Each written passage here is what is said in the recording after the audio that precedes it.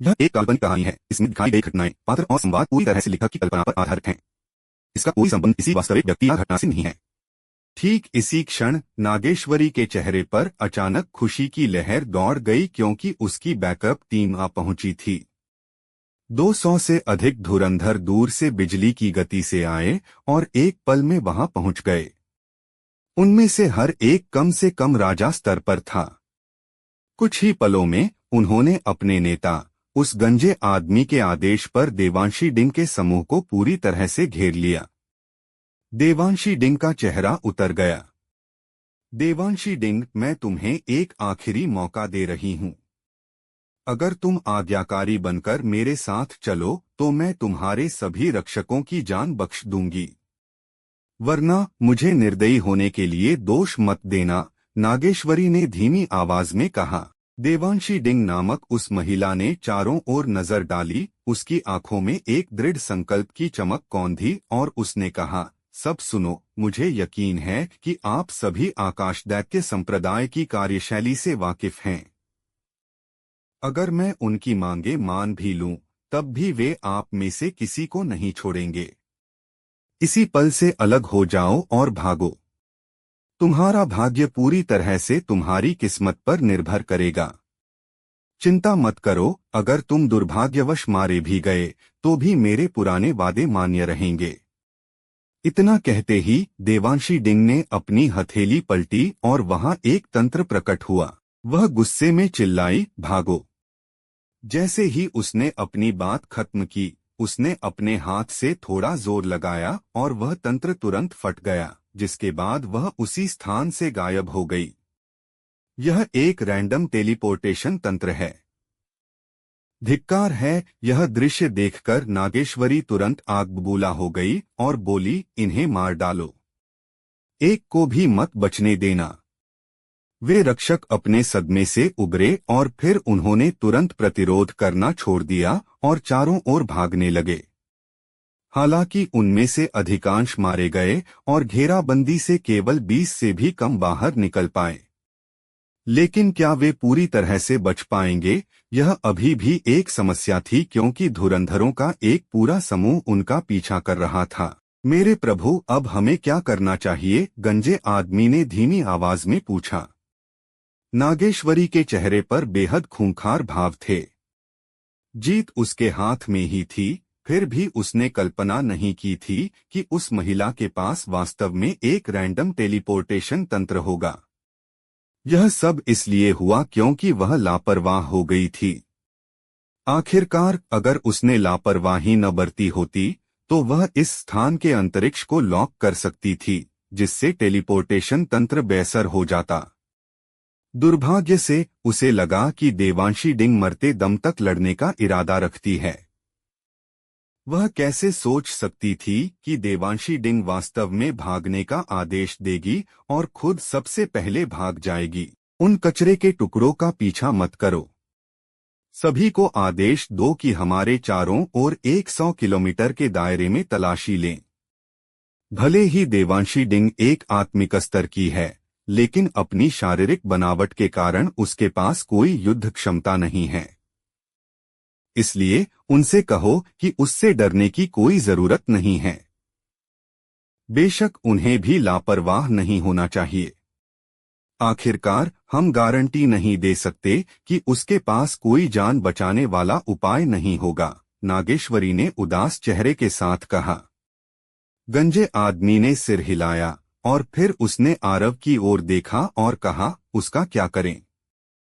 नागेश्वरी की नजर आरव पर पड़ी। उसने एक पल के लिए आरव को निहारा और फिर अचानक मुस्कुराते हुए कहा, युवा स्वामी, आप बहुत अपरिचित लगते हैं। मेरा अनुमान है कि आप अराजकता के सागर से नहीं हैं। आरव ने कहा, मुझे यहाँ की शक्तियों के बीच की दुश्मनी में कोई दिलचस्पी नहीं है। मैं तो बस यहाँ से गुजर रहा था और संयोग से इस घटना के बीच आ गया। मेरा मानना है कि आप अराजकता के सागर से हैं, तो क्या मैं आपसे पूछ सकता हूं कि वहां कैसे पहुंचा जाए? नागेश्वरी ने पूछा, युवा स्वामी, आप अराजकता के सागर क्यों जा रहे हैं? आरव की भ्रिकुटी तन गई। इस बीच नागेश्वरी ने अचानक कहा, बस आगे बढ़ते रहें और निर्जन मौन पर्वत को पार करने के बाद आप अराजकता के सागर पहुंच जाएंगे। लेकिन आपको सावधान रहना होगा क्योंकि निर्जन मौन पर्वत कई डार्क बिस्टों से भरा है और उनमें आत्मोन्नति स्तर के डार्क बिस्टों की भी कोई कमी नहीं है। मुझे डर है कि आपके पास जो ताकत है उसके साथ निर्जन मौन पर्वत को पार करना आपके लिए मुश्किल होगा। तो क्यों न आप हमारे साथ चलें? कम से कम हम रास्ते में एक दूसरे का ख्याल रख पाएंगे। आपका क्या विचार है? इसकी कोई जरूरत नहीं है।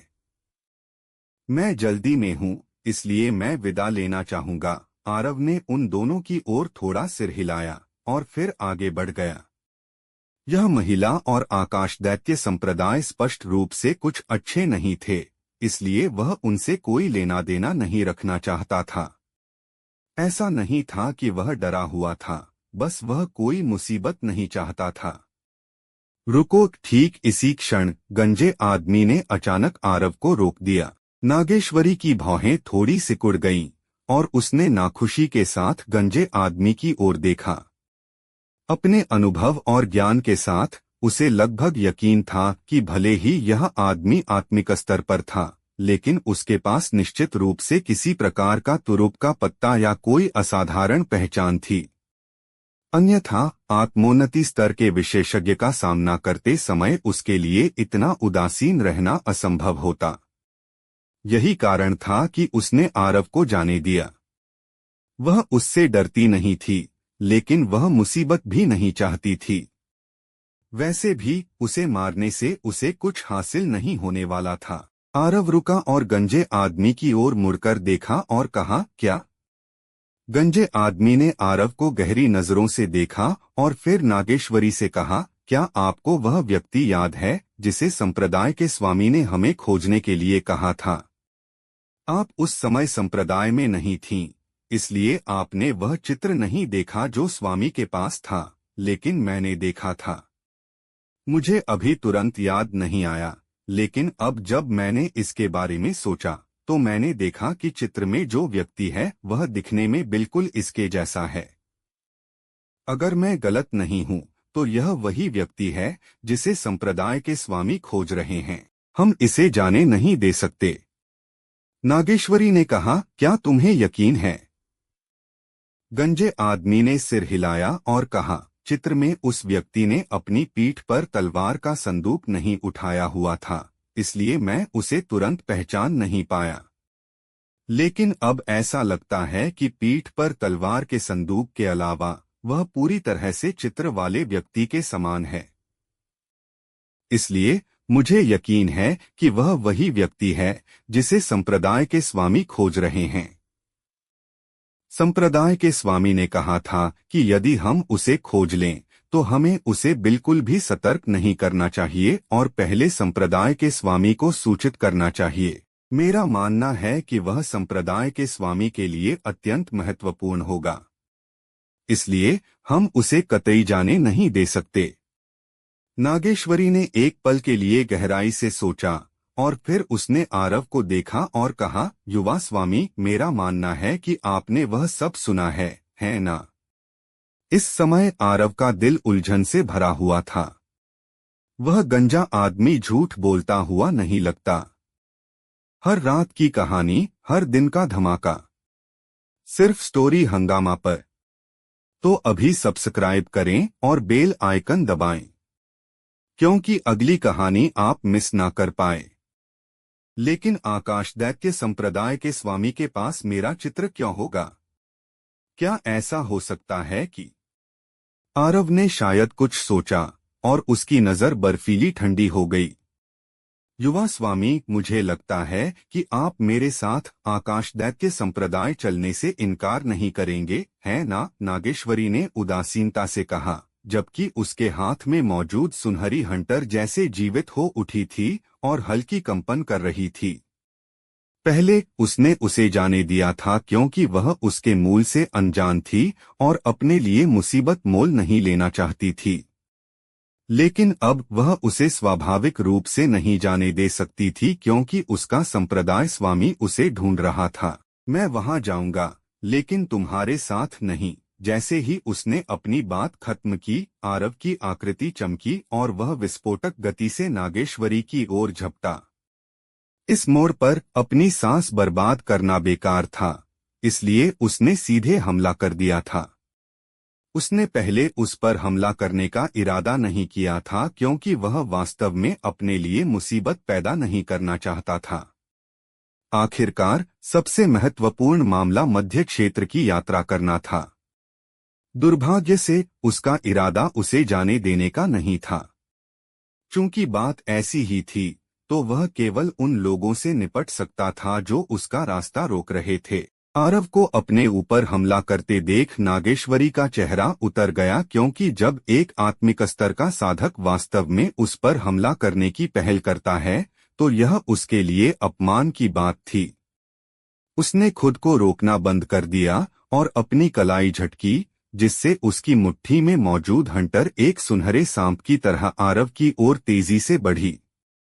आरव ने हमला करने वाली हंटर की ओर अपनी मुष्टि से प्रहार किया। बूम! नागेश्वरी की हंटर तुरंत पीछे की ओर उड़ गई और इसने उसे चौंका दिया।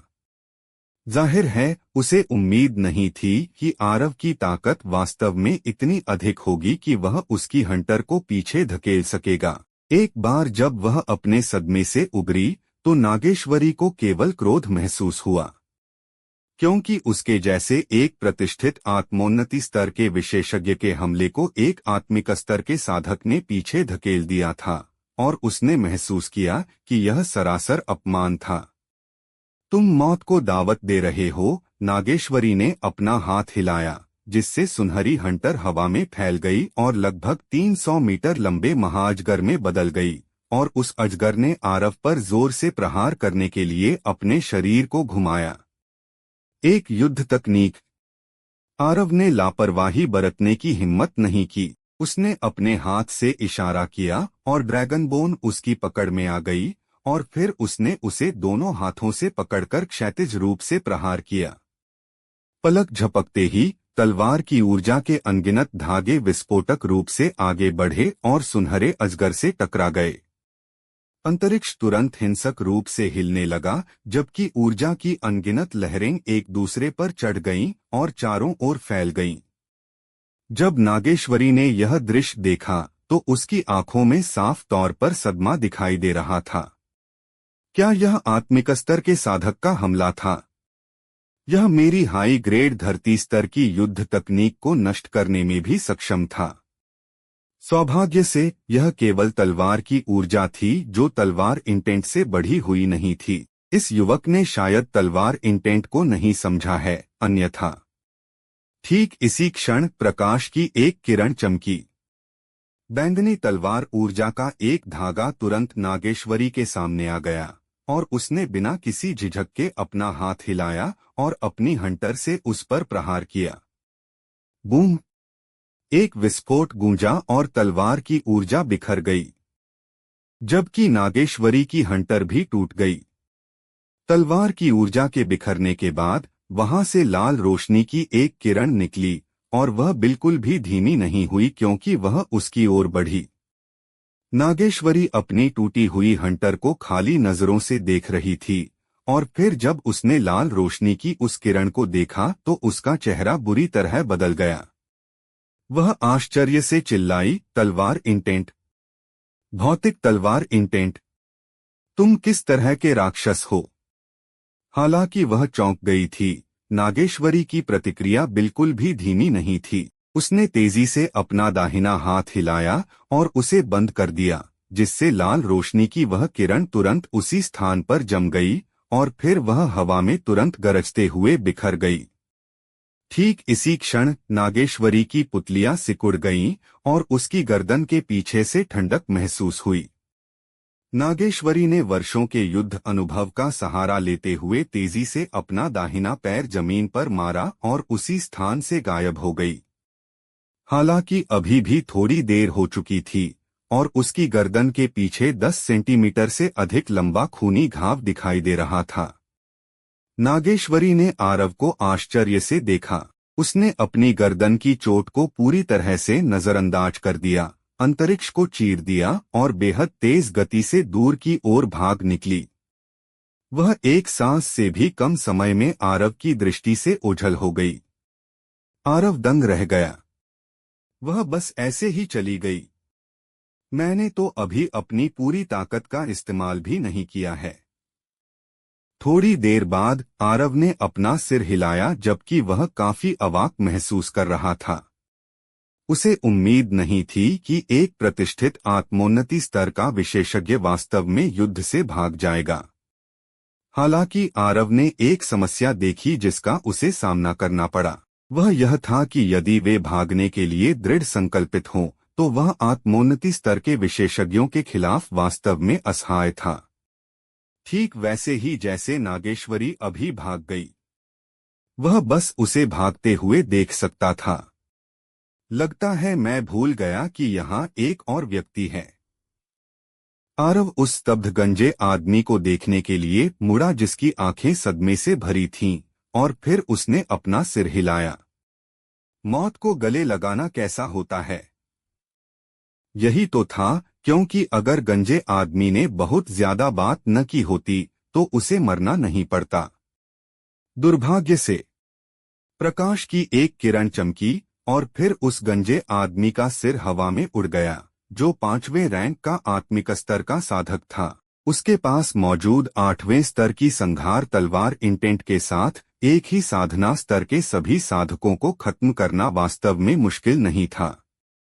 आरव ने अपनी तलवार वापस रख ली और फिर वह एक तरफ देखने के लिए मुड़ा और बोला, क्या तुम अब भी वहीं छिपना जारी रखोगी? दोस्तों, स्टोरी को लाइक, शेयर व सब्सक्राइब कर दिया करो, जिससे मुझे मोटिवेशन मिलता है। आरव के सामने एक महिला प्रकट हुई और वह कोई और नहीं बल्कि देवांशी डिंग थी, जिसने अभी अभी भागने के लिए रैंडम टेलीपोर्टेशन तंत्र का उपयोग किया था। वास्तव में उसने रैंडम टेलीपोर्टेशन तंत्र का उपयोग बिल्कुल नहीं किया था, बल्कि वह एक क्लोकिंग तंत्र, छलावरण तंत्र था। आरव ने सुधाकर शान की किताबों में केवल क्लोकिंग तंत्र के रिकॉर्ड देखे थे और उसने अपने जीवन में कभी इसे देखा नहीं था। उसने कल्पना भी नहीं की थी कि वह वास्तव में इसे यहाँ देखेगा। इसके अलावा उसके क्लोकिंग तंत्र की गुणवत्ता बिल्कुल भी कम नहीं थी, वह कम से कम मध्य ग्रेड का था। अन्यथा उसके लिए नागेश्वरी को धोखा देना असंभव होता। तुम एक आत्मतंत्री हो। देवांशी डिंग ने आरव की ओर देखा, जबकि उसके हाथ में अभी भी एक तंत्र था, और उसने कहा, केवल एक आत्मतंत्री ही क्लोकिंग तंत्र और रैंडम टेलीपोर्टेशन तंत्र के बीच के अंतर को देख सकता है। तुम्हारी वेशभूषा के आधार पर तुम अराजकता के सागर से नहीं हो, तुम्हें दक्षिणी क्षेत्र या प्राचीन नगर से होना चाहिए। जहां तक तुम्हारे उद्देश्य की बात है, वह शायद अराजकता का सागर नहीं बल्कि मध्य क्षेत्र है ना? एक असाधारण प्रतिभा। आरव की पलकें झपकने लगीं। यह वास्तव में बहुत बुद्धिमान है। वह वास्तव में मेरे मूल और गंतव्य का अनुमान लगाने में सक्षम थी। वह नयनतारा से बिल्कुल भी कम नहीं है। 8वें स्तर का तलवार इंटेंट और आत्मिक स्तर पर रहते हुए एक आत्मोन्नति स्तर के विशेषज्ञ को हराने की क्षमता। पूरे दक्षिणी क्षेत्र में केवल एक ही व्यक्ति ऐसा करने में सक्षम है, और वह है तलवार सम्राट। तुम तलवार सम्राट आरव ही होने चाहिए, है ना? देवांशी डिंग ने कहा। कभी कभी बहुत ज्यादा होशियार होना हमेशा अच्छी बात नहीं होती। आरव की आंखें थोड़ी संकुचित हो गईं, क्योंकि वह बहुत बुद्धिमान थी और इसने उसे थोड़ा भयभीत भी कर दिया था। देवांशी डिंग मुस्कुराई और बोली, हमें दोस्त बनने में सक्षम होना चाहिए क्योंकि हमारा एक ही साझा दुश्मन है। साझा दुश्मन? आरव ने भौहें सिकोड़ी। देवांशी डिंग धीरे धीरे आरव की ओर बढ़ी और बोली, मैंने तुम्हारे बारे में जांच की है और मुझे तुम्हारे बारे में कुछ जानकारी है। अगर मैं गलत नहीं हूं तो तुम शायद युगेंद्र को विश्वचित्र प्राप्त करने से रोकने के लिए मध्य क्षेत्र जा रहे हो, है ना? प्रकाश की एक किरण चमकी और शून्य फ्लैश देवांशी डिंग की गर्दन पर टिक गई। हालांकि उसके चेहरे पर कोई डर नहीं था। इसके विपरीत वह अभी भी मुस्कुरा रही थी, लेकिन उसका चेहरा बहुत पीला था, इसलिए यह मुस्कान काफी अजीब लग रही थी। तुमने मेरी जांच की है? देवांशी डिंग, मुझे नहीं लगता कि मैं तुम्हें जानता हूँ, है ना? आरव को उससे खतरे का आभास हुआ। यह थोड़ा मजाकिया था क्योंकि उसकी तलवार का एक हल्का प्रहार उसका सिर धड़ से अलग कर सकता था। फिर भी उसके मन की गहराइयों में उसके प्रति डर की भावना पैदा हो गई थी। क्या तुम मुझसे इसी तरह बात करने पर अड़े रहोगे? देवांशी डिंग ने आरव की ओर ऐसे देखा जैसे वह किसी दोस्त से बात कर रही हो, और उसकी आवाज बहुत शांत थी। आरव ने उस पर एक गहरी नजर डाली और फिर शून्य फ्लैश को वापस रख लिया। उसने कहा, देवांशी डिंग, क्या तुम अब मेरे सवाल का जवाब दे सकती हो? मुझे मत बताना कि मेरी ख्याति अराजकता के सागर तक फैल गई है। जब से मृत्युलोक सम्राट ने दक्षिणी क्षेत्र और मध्य क्षेत्र के बीच की बाधा को तोड़ा है, मैं जिज्ञासावश दक्षिणी क्षेत्र गई थी। एक बार जब मैं वहां पहुंची तो पूरे दक्षिणी क्षेत्र में तुम्हारे बारे में तरह तरह की अफवाहें फैली हुई थीं, और इसने मेरी जिज्ञासा जगा दी। इसलिए मैंने तुम्हारे बारे में जानकारी प्राप्त करने के लिए अपने संपर्कों का उपयोग किया। लेकिन मैंने कभी उम्मीद नहीं की थी कि मैं आज तुमसे व्यक्तिगत रूप से मिलूंगी, देवांशी डिंग ने कहा। तो तुम्हें कैसे पता चला कि मेरा इरादा युगेंद्र को रोकने के लिए मध्य क्षेत्र जाने का है? आरव ने धीमी आवाज में पूछा। क्योंकि मैंने युगेंद्र की भी जांच की है, देवांशी डिंग ने कहा। मृत्युलोक सम्राट को दक्षिणी क्षेत्र को जीतने के लिए विश्वचित्र की आवश्यकता है, क्योंकि विश्वचित्र उसे मानव दुनिया की अपनी जीत को तेज करने की अनुमति देगा। इसलिए चूंकि तुम उसके दुश्मन हो, तो तुम स्वाभाविक रूप से उसे विश्वचित्र प्राप्त करने से रोकने का इरादा रखोगे। अब आरव यहाँ प्रकट हुआ है और अराजकता के सागर की ओर जाने का इरादा रखता है, तो देवांशी डिंग यहाँ तक बोलते समय मुस्कुराई और वह आगे नहीं बढ़ी। आरव एक पल के लिए चुप हो गया और फिर बोला, देवांशी डिंग, तुमने कहा था कि हमारा एक साझा दुश्मन है। तुम्हारा क्या मतलब था? चलो निर्जन मौन पर्वत चलते हैं और वहीं बात करते हैं, क्योंकि बहुत देर नहीं होगी जब आकाश दैत्य संप्रदाय के सदस्य यहाँ पहुंचेंगे। ठीक है, देवांशी मुस्कुराई। आरव ने कहा, देवांशी डिंग, क्या तुमने नहीं सुना कि नागेश्वरी ने क्या कहा? निर्जन मौन पर्वत पर आत्मोन्नति स्तर के डार्क बिस्ट हैं। जब मेरे पास तुम हो तो मुझे उनसे डरने की क्या जरूरत है? देवांशी ने उसकी ओर देखकर पलकें झपकाईं। आरव अवाक रह गया। आरव और देवांशी डिंग के जाने के कुछ ही समय बाद 3 अधेड़ उम्र के पुरुष और नागेश्वरी वहां पहुंचे। वे चले गए। नेतृत्व कर रहे अधेड़ व्यक्ति ने आसपास देखा और फिर नागेश्वरी को देखते हुए कहा, क्या वास्तव में उसके पास 8वें स्तर का तलवार इंटेंट था और उसने दिव्य कलाकृति का उपयोग किया था? बड़े भाई, क्या मैं आपसे झूठ बोलूंगी? नागेश्वरी इस बात से थोड़ी नाराज थी कि उस व्यक्ति ने उस पर संदेह किया। अधेड़ उम्र के व्यक्ति ने गंभीर भाव से कहा, तो यह वही होना चाहिए। वह शायद दक्षिणी क्षेत्र का तलवार सम्राट है। केवल उसने ही पूरे दक्षिणी क्षेत्र में 8वें स्तर के तलवार इंटेंट को समझा है, और उसके पास इतने सालों पहले के मुक्त साधक की तलवार शून्य फ्लैश है। मुझे कभी उम्मीद नहीं थी कि वह अराजकता के सागर में आएगा। मुझे आश्चर्य है कि संप्रदाय के स्वामी ने हमें उसके ठिकाने पर ध्यान देने के लिए क्यों कहा। अफसोस संप्रदाय के स्वामी अभी एकांत साधना कर रहे हैं, अन्यथा हम तुरंत सब कुछ पता लगाने में सक्षम होते। बड़े भाई, अब हमें क्या करना चाहिए? नागेश्वरी ने पूछा। संप्रदाय में वापस लौटें और स्वामी की साधना से बाहर आने का इंतजार करें। अफसोस, यह काफी दुर्भाग्यपूर्ण है। यदि हम दीप्ति वंश के प्रमुख की बेटी को पकड़ने में सक्षम होते, तो हम निश्चित रूप से उसे कोई भी कार्रवाई करने से रोक सकते थे। अब जब हमारे पास देवांशी डिंग बंधक के रूप में नहीं है, तो हमने उनके साथ बातचीत करने की अपनी योग्यता खो दी है। दीप्ति वंश की शक्ति और गर्व के साथ वे निश्चित रूप से हमारे खिलाफ जवाबी कार्रवाई करेंगे। इसलिए हमें जल्द से जल्द संप्रदाय में लौटना चाहिए, उस व्यक्ति ने धीमी आवाज में कहा। बाकियों ने इस पर कोई आपत्ति नहीं की और वे तुरंत वहां से गायब हो गए। निर्जन मौन पर्वत। आकाश में चांद चमक रहा था और उसकी चांदनी ने निर्जन मौन पर्वत को चांदी जैसी चादर से ढक दिया था। पर्वत पर एक खुली जगह पर अलाव जल रहा था, जिसने आरव और देवांशी के चेहरों को लाल कर दिया था। आरव, तुमने अपनी तलवार पर यात्रा करने के बजाय पैदल चलने का चुनाव किया। मुझे लगता है कि यह किसी से बचने के लिए है ना? देवांशी ने कहा। तुम्हें पहले मेरे सवाल का जवाब देना चाहिए। तुमने क्यों कहा कि हमारा एक साझा दुश्मन है? क्या तुम्हारे दीप्ति वंश की भी युगेंद्र के साथ दुश्मनी है? आरव ने पूछा। वह इतनी बुद्धिमान थी कि उसे अपनी ही बुद्धिमत्ता पर शर्मिंदगी महसूस होने लगी।